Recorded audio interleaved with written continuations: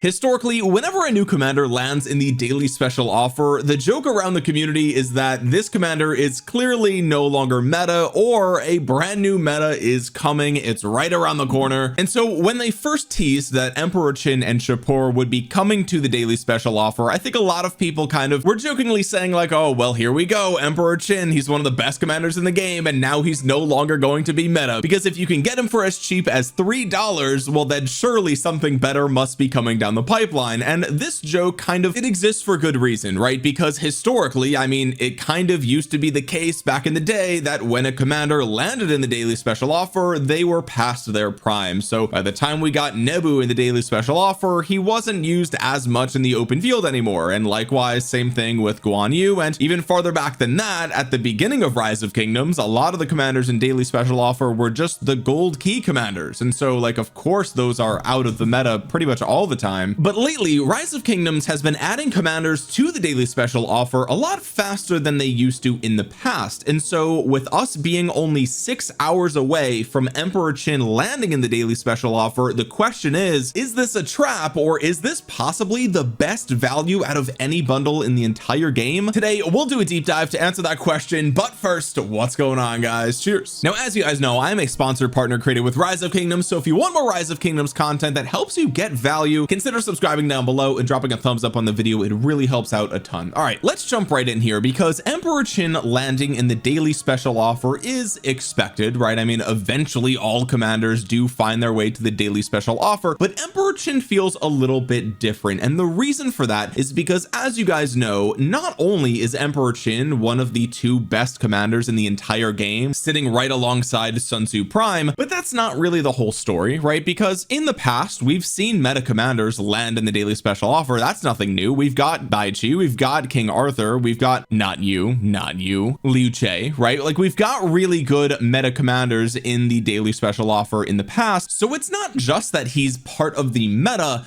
it's that he is the very best of the best in the meta, such that he kind of stands a step above even all the other meta commanders that are in the daily special offer already. Does that make sense? So while he might not be the first meta commander to land in the daily special offer, he might be the first meta commander that is a cut above the other meta commanders to land here. And this raises a lot of questions, right? Because the knee-jerk reaction is like, okay, well, if he's literally one of the best commanders in the game and it's not even really close besides Sun Tzu, then okay, well, this is a no-brainer, right? Like, this surely for $3 a day, like getting sculptures of Emperor Qin would be the best possible thing that you could be buying if you don't have Emperor Qin already, right? Well, let's analyze that hypothesis here, okay? Because if we understand that the joke about a commander landing in the daily special offer means that they are either past their prime, or they are soon to be kicked out of the meta, or in this case, let's just say the single best army of that troop type, right? So for Emperor Qin, that would be archers. Let's take a look at the pros and cons of investing in Emperor Qin right now, okay? Because we are actually in a very precarious time for archers. And if you guys have been following the channel for a while, you'll know that I have told you guys that archers are probably coming around in April. So the next set of legendary archer commanders is about a month or a month and a half away in Rise of Kingdoms, okay? So then the question becomes, is Emperor Qin gonna still find himself in the meta when that happens? And the answer is probably yes, but let's actually break that down a little bit, because not only is it hard to imagine him not being in the meta soon, it's hard to imagine him even falling down a peg, right? It's hard to imagine him even falling to second place amongst archers, right? Like, if the next archer was so good that Emperor Qin landed in second place in terms of archers, now we are suddenly in a very scary reality for Rise of Kingdoms. So let's actually just start with some of the reasons why it's unlikely that he will fall out of the meta or even fall to second place as far as archers go, because I think that is what I suspect a lot of players anticipate being the reality once April arrives. And then after that, we'll talk about a few reasons why I actually am a little bit concerned about how Emperor Qin will age into the future, because as you guys know, there is one thing that is inevitable in Rise of Kingdoms. I've been playing since like a month after the game came out, all the way back in 2018, And if there's one thing that I've learned throughout the entire time playing, it's that power creep is inevitable. Okay, so it's not a matter of if Emperor Qin will eventually go out of the meta, it's a matter of when he will go out of the meta. And some commanders stay in the meta for a really long time. I mean, historically we used to use Guan Yu for years and years and years, and even still to this day players use, for example, Alexander the Great, right, which is one of the oldest commanders in the game, which is insane. Okay, so let's just start with the first reason why I think it's unlikely that the daily special offer curse is coming for Emperor Qin, and that is simply the fact, and we touched on this before, but it's the fact that he's a cut above everybody else besides Sun Tzu Prime, right? Like, you just look at your reports, and the commander that always is consistently getting the best reports, even if they don't have your best gear or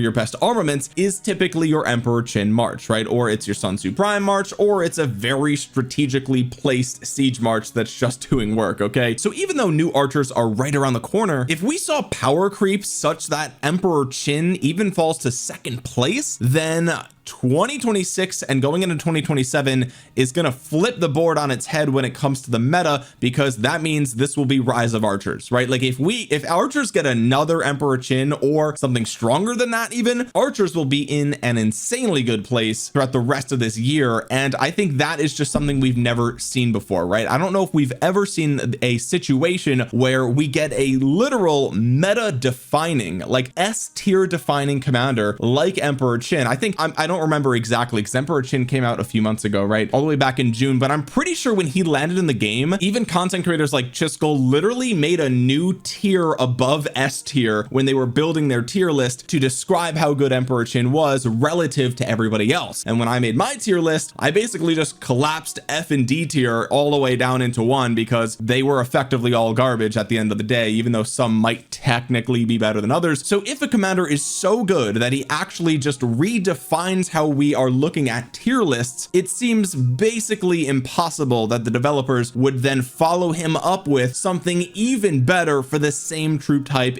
I just don't see that being the case, and therefore I don't see him really falling down a peg, even though he's coming to the daily special offer. The second reason why it's unlikely he's going to fall from the meta anytime soon is that his kit is just too unique. I mean, everything about Emperor Qin is completely different from pretty much every other commander we've seen in the entire game, because his entire kit revolves around rage consumed, right? And so his entire kit is built to consume the rage that he is generating and deal insane amounts of prickly damage to everything around him, such that his reports are so insanely good. It's just really, when you think about it, like every single one of his skills here is like a small novel. Okay, and I just don't think that the developers, I mean, if we're just being honest here, right, I don't think that the developers would create a commander with a new rage mechanic and then have a super complex system of skills revolving that rage consumed mechanic and doing all the math to make sure all this lines up with all the accessories in the game and all the other ways to generate rage, like all the talents and everything like that. Like, they went through all the work to create something truly unique for Emperor Qin, and then one release later they're gonna drop him down a peg in the meta. Like, I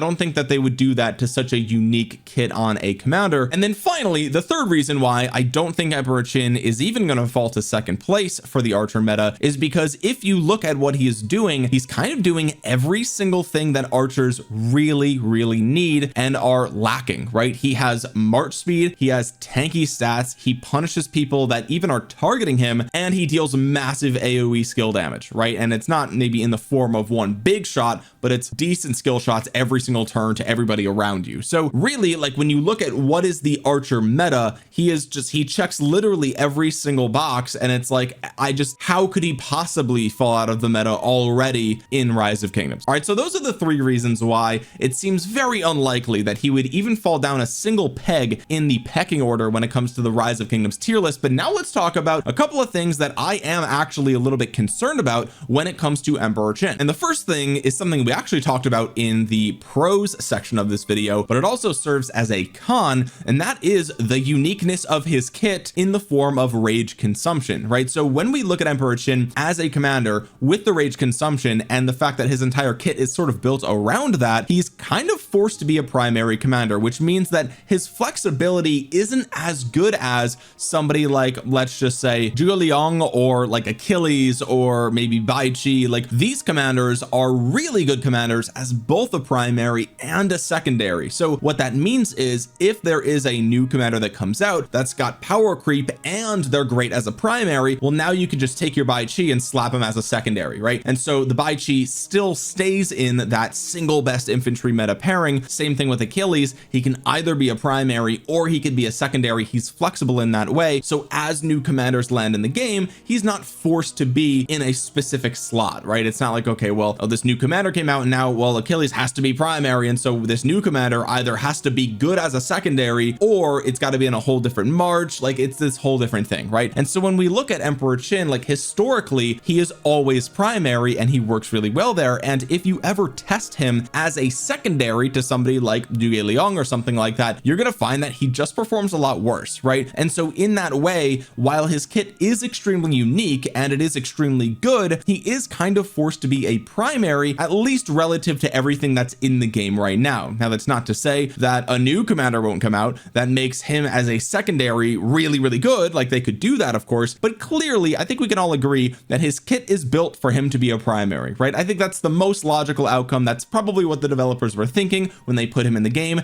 That's why his fourth skill says he only gains the extra rage if he's the primary commander. Also because that's kind of like the start of the engine, right? If you don't have that, then the engine won't even start to begin with. But beyond that, the second thing is, okay, let's say that the rage consumption is a new thing that will be part of the archer meta, right? Because as you guys know, the infantry commanders have smite damage and we have combo damage on cavalry, and then for archers they kind of got stuck with skill damage, right? Which works really well and historically has worked really well for archers, but they didn't really get anything new. They don't have like a new toy or a new mechanic or a new thing to use. And so maybe rage consumption is going to be the thing that archers focus on moving forward, right? And if that's the case, then the next archer could also be rage consumption, right? And if they do that, that actually poses a really interesting problem for Rise of Kingdoms, or at least for archer mains, and that is the fact that if we have the two best archers in the game are both focused around rage consumption, then you actually might not be able to pair them together, which puts archers in a really weird spot, because historically, like with infantry, you just take the two best infantry, you slap them together, that's your best march. Same thing with cavalry, you take your two best cavalry commanders, you slap them together, that's your best march. But if we have two archers that are both rage consumption, you might actually find yourself in a situation where they actually consume too much rage, right? And like, this is, you know, something we haven't really even had to think about too much because we only have Emperor Qin. But assuming that we've got two commanders in an army that consume rage, well, you might be consuming rage faster than you're generating it, and you can't clearly have negative rage, right? And so your skill cycle will slow down if you consume rage too much. And so if that is the gimmick for archers and the next archer has it, then we'll find ourselves in a situation where, okay, even if that archer is worse than Emperor Qin, it's probably going to be in second place, let's just be honest. And then you'll be kind of forced to run these two commanders in separate armies, and maybe it's the case that they're just so good that that's fine, but it also could be the case that you get, again, a little bit diminishing returns there that you don't see for other troop types. Like I said before, you could just slap the two best together for infantry, you could just slap the two best together for cavalry, and that really works well for players that are running only one pair of that troop type, right? So for me, for example, I only run one archer pair, and if this new archer kind of doesn't have perfect synergy with Emperor Qin, I'm going to be in a weird spot, because it's like, okay, well, the new archer would have to be better than Emperor Qin if they're not going to have perfect synergy, and then I'm in a weird spot. Like, do I get them? Do I not get them? Is it worth it? You know, that would be awkward. And so this is relevant because if you start buying the Emperor Qin daily special offer with the assumption that the next archer is going to work with him, and that's a fair assumption, I think that's a great assumption, right? There's nothing really saying that archers are going to go down the rage consumption path, but like, it's not impossible, right? And so if the next archer doesn't have great synergy with Emperor Qin, you're buying the daily special offer for a commander pairing that might not even work. Okay, so we've talked about how Emperor Qin is kind of forced to stay as a primary, which makes him a little less flexible than other commanders. We've also talked about how rage consumption and the rest of his kit is so unique that if we do get more rage consumption for archers, there might not be perfect synergy there with Emperor Qin. Now let's talk about the third reason that I'm slightly concerned for Emperor Qin, and this is the very least likely of those three, right? So I saved this for last because it is very unlikely. But what if archers do end up going down the mighty healing and true damage path that was first set forward with Shijar and Choyong? Now I know that that's super unlikely, right? Especially because the developers have already committed to releasing 3 new formations, and they said specifically that the new formations would be skill damage, smite damage, and combo damage, right? And so if that were the the case, well then it's like that would be super unfair to archers. However, we did just see Sun Tzu Prime land in the game, and so a lot of us kind of assumed like, okay, they tried the true damage thing, it didn't work out, players didn't really like it, it wasn't really meta, they moved on, right? And then we see Sun Tzu Prime land in the game and he's got true damage. Okay, so clearly the developers are not giving up on true damage, at least not completely. And so if any troop type was sort of primed to get another true damage commander, it would be archers, because they were the ones to set that motion forward to begin with. So then the question becomes, if archers go more down that true damage path or mighty healing path, then it's like, will it have good synergy with Emperor Qin? Who knows, right? But if we take a look at the reasons why he's probably staying in the meta and reasons why he might fall out of the meta or fall down the tier list, I think most of us can arrive at the conclusion that even though he's arriving in the daily special offer today, I don't necessarily think he's going to suffer from the daily special offer curse. So if that's the case, then we actually should take a look at how much value can you get from the daily special offer these days if you've got a commander as good as Emperor Qin being the one with sculptures in these chests. Okay, so in order to determine the value of the daily special offer, what I've done here is try to figure out how many sculptures do you actually get by spending the $3 to get all three of these chests, and furthermore, how does that compare to other high value bundles in the game, such as the Writer of History bundle? Because as you guys know, this is one of the best values in the entire game when it comes to getting universal legendary commander sculptures. For $5 you get 10 sculptures, and these are universal, so you can use them on anybody. And on top of that, you get VIP points, you get gold stars, you get some gems, which is really good stuff. So how does the $3 daily special offer compare to the Writer of History bundle if we assume that Emperor Qin sculptures are as valuable as universals, which frankly they're not, but when you have a commander as good as Emperor Qin, they are pretty much right there, because it's unlikely that he's not going to be meta anytime soon, at least in my opinion. You guys can decide if that's an accurate judgment on your own. So what I've done here to compare these bundles is, first we have to figure out how many sculptures do you actually get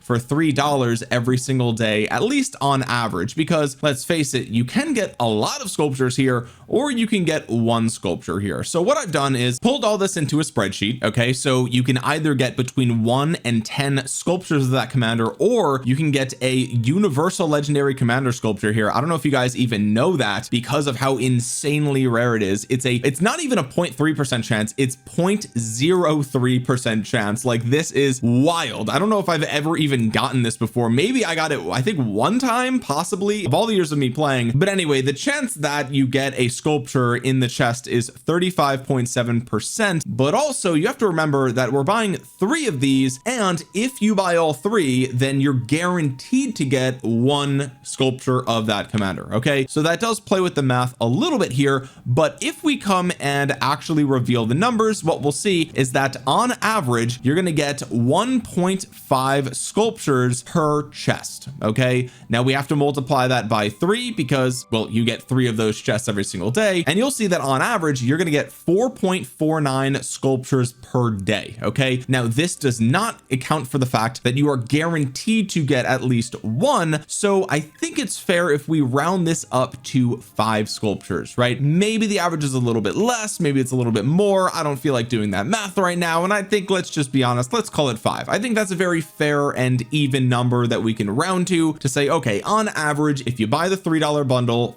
with 3 chests every single day, on average you're going to get 5 sculptures per day. And that means that some days you're going to get 1 sculpture, 1 sculpture, 1 sculpture, 1 sculpture, and then sometime down the line you're going to get 21 sculptures, right? Like, that's how the math actually works. And so it might not feel like you get 5 every day on average, but that is not even my opinion. That's just the math. You just look at the math, that's how it actually works out. All right, but we do have to mention that it's an average, because it's going to feel very different, because when we do actually start comparing this to the Writer of History bundle, just remember that we are talking about the average for the daily special offer. So some days you're going to meet this average, some days you're going to get better than this, some days you're going to get worse than this. So just keep that in mind. Okay, there is some RNG involved there, but let's just take a look first. How many gems do we actually get from these bundles? Well, as you'll see, for $3 you get 1,200 gems for the daily special offer. As you can see on my screen right here, you get 600, 400 and 200. okay, so 1,200 gems, and the writer of history bundle is $5 and it gives you 1,100 gems, which I thought was pretty interesting, right? You'll see you get 1,000 right here and then you get an extra 100, so it's 1,100. Most $5 bundles only give you 1,050 gems, so you actually are getting 50 more gems than other $5 bundles in the game, so at least that's nice. Now if we do the math and just figure out, okay, well, what's the gems per dollar, you'll see that actually the daily special offer gives you almost twice as much gem value because it's so cheap. And this wasn't always the case. Back in the day, the daily special offer for all three used to be $5. Now it's $3, and that pushes the gems per dollar up a bit, which is a good sign. Now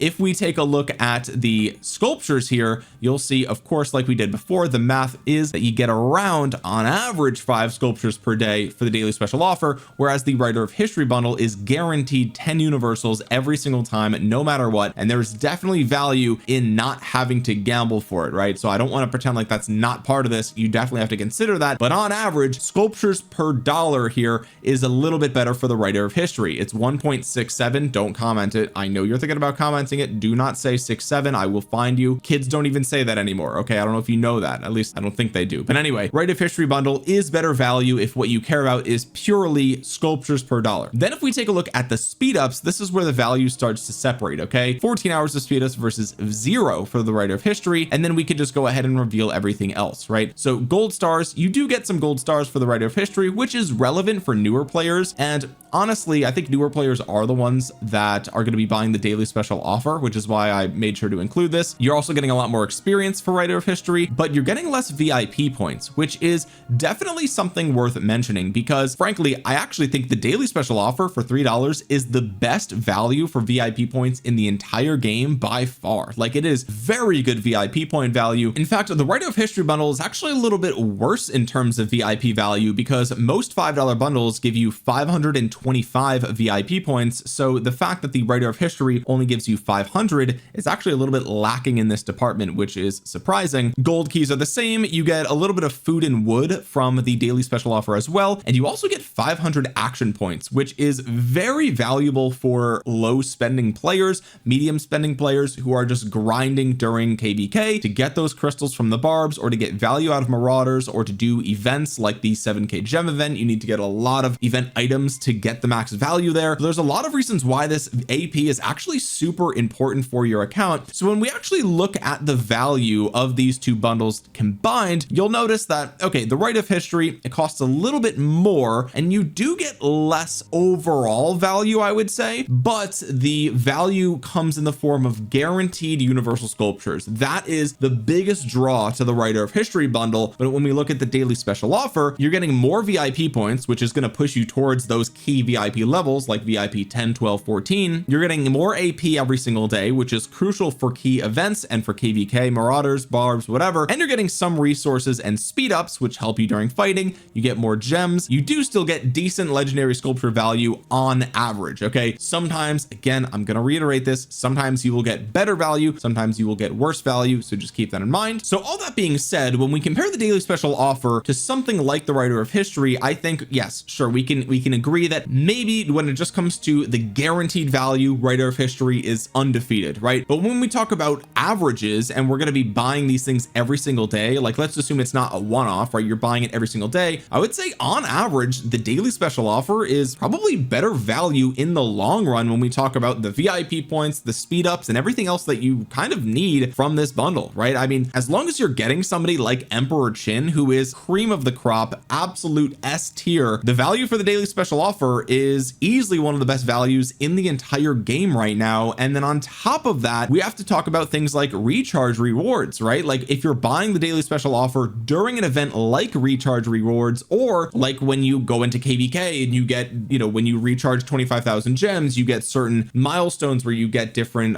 crystals for your KVK, or when you're doing the other version of recharge rewards. I know there's the one where like you just recharge, I think it's like 15 or 25,000 gems just during the event, right? It doesn't have to be once every single day, it's just throughout the event, and then you get get sculptures of a particular commander, this is good news, right? And this is even more value during those events, right? And sometimes this stuff overlaps, which is really cool. And then on top of all of that, we have Rise of Kingdom's own official payment store, where if you go to store.lilith.com/ROK, you can buy flux scripts, which can be exchanged directly for bundles right from Rise of Kingdoms themselves, and you get bonus value here in the form of flux coins. Okay, and flux coins can also be used to exchange for bundles as well, so you're actually getting even more value when you're buying something like this, where, you know, there's the 7-day flux script bundle, and this is quite literally just a week's worth of daily special offer, right? Like that's literally all this is. Yes, it's the same price, but you get 18 flux coins on top of that, right? And you can exchange those flux coins for more bundles, and the longer you commit to the daily special offer, of course, the more actual value you're going to get here, right? So when you start to factor all of this together, a lot of the value really starts to line up. And again, when we look at a commander like Emperor Qin, this starts to look like one of the best ways to get consistent value in the game. And while you're here, don't forget to go to the weekly benefits section and